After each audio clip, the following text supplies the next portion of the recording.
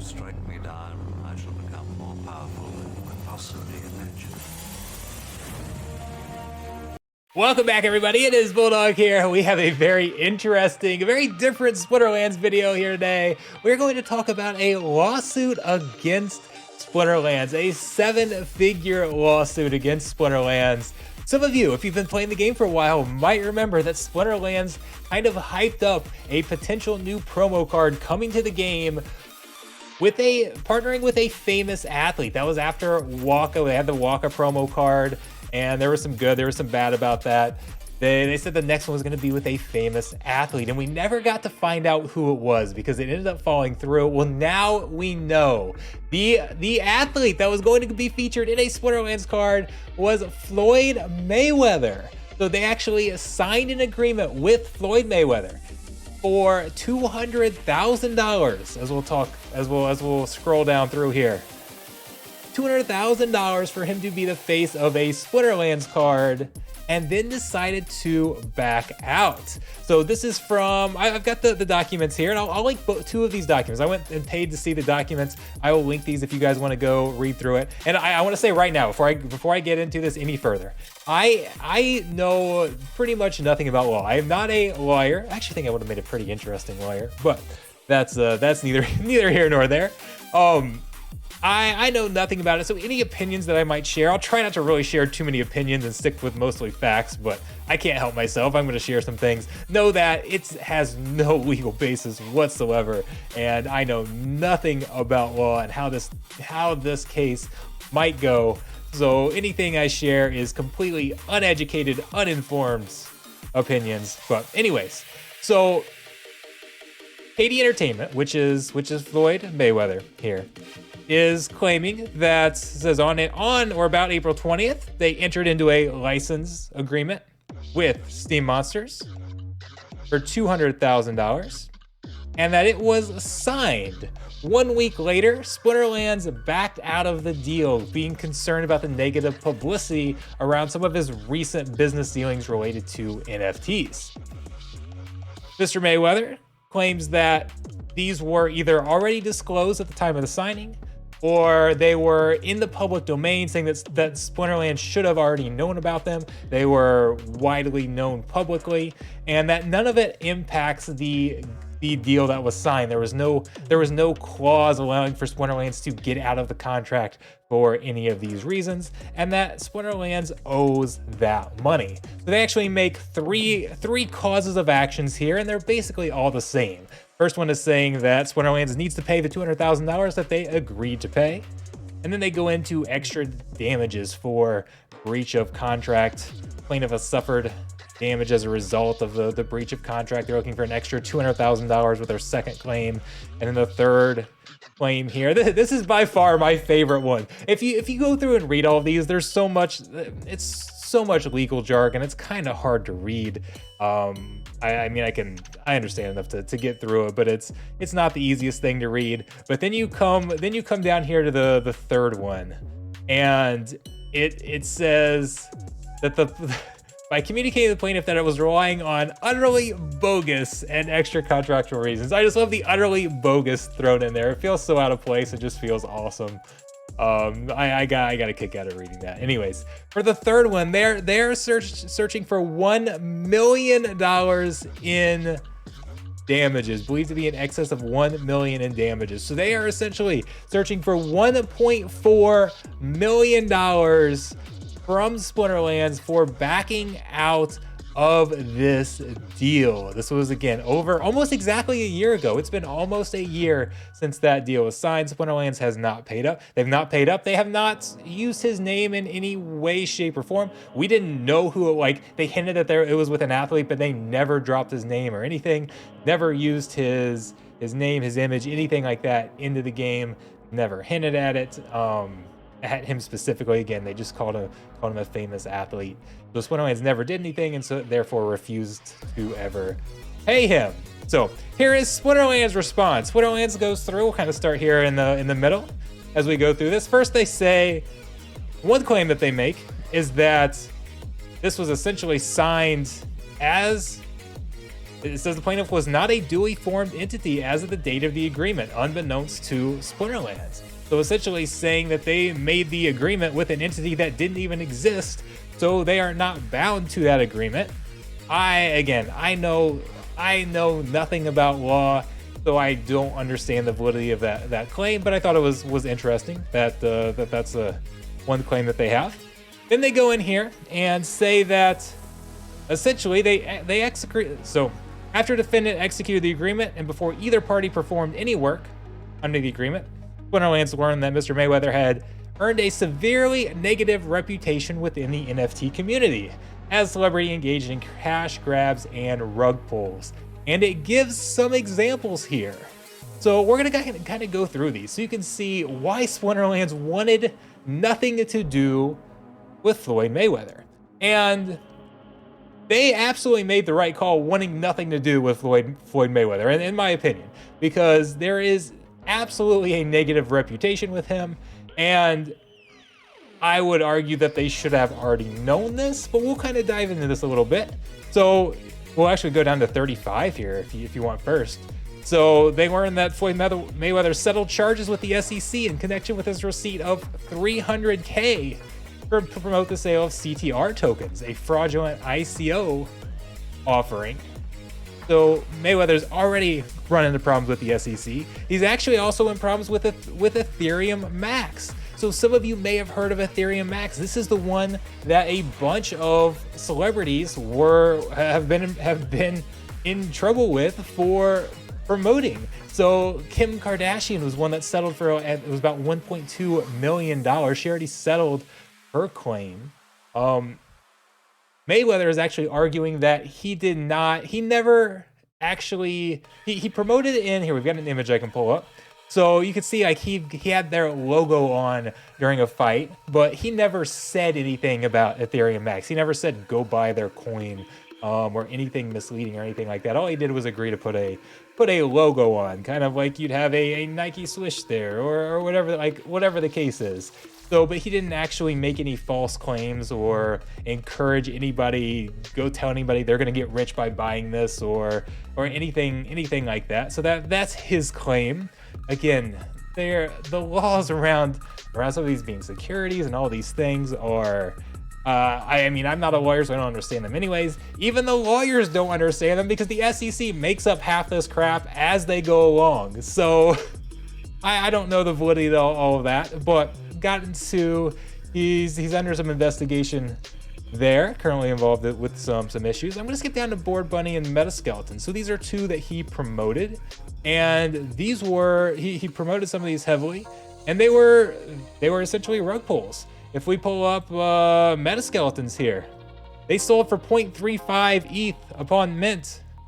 They're going, the floor is now 0.02. They included his name in the actual main mint page. They talked about how this is going to be the highest reward NFT on the planet. All these use cases, and then they rug pulls. We go to Board Bunny is a famous rug in the NFT network. See this article, 21 million stolen from investors. They had 3 different mints.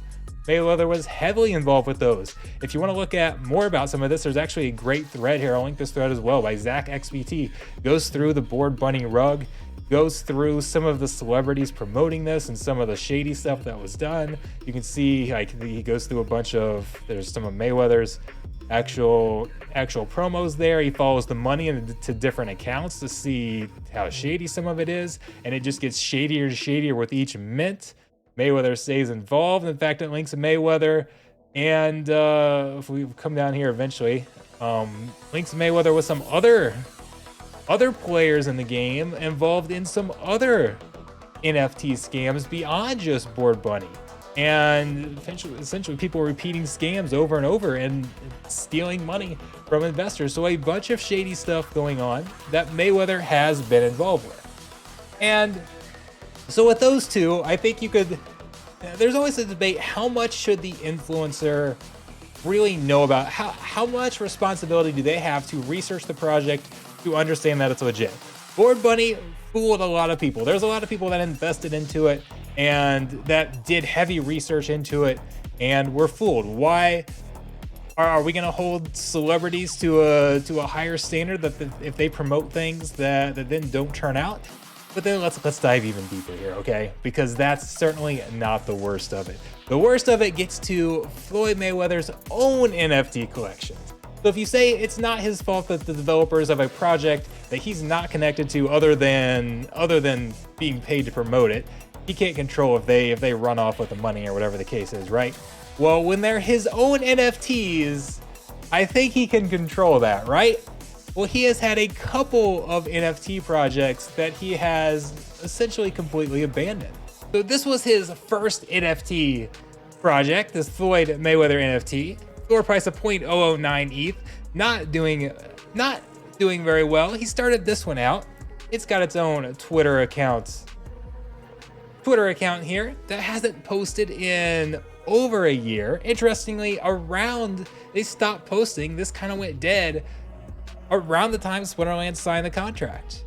And this was a project that he essentially abandoned and moved on to a second project. And the devs on this project here had no idea that he was releasing a second project, and they were actually completely stunned when he released a second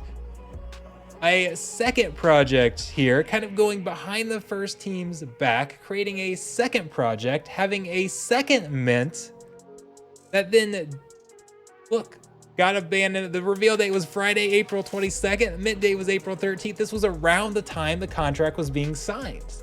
So they were scheduled the contract was signed around the 20th. They were scheduled to have their reveal on the 22nd, and look, they have not posted since April 18th. They have not posted leading up to that. If you go to the website, I was checking to see if they even had their reveal. Their website is non-existent. It is down. Not just the mint, but the entire website here. Twitter account is abandoned. He abandoned 2 NFT projects around the same time as the contract was signed.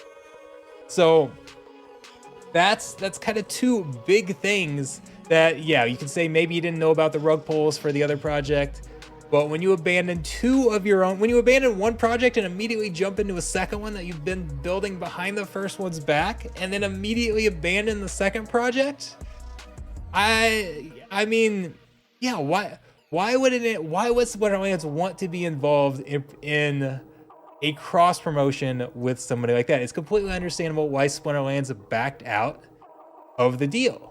The other big thing here that Splinterlands claims is that they had an exclusivity clause in their contract that Mayweather could not use his name, likeness, or biographical materials in connection with the endorsement of any NFT sales in conjunction with a video game.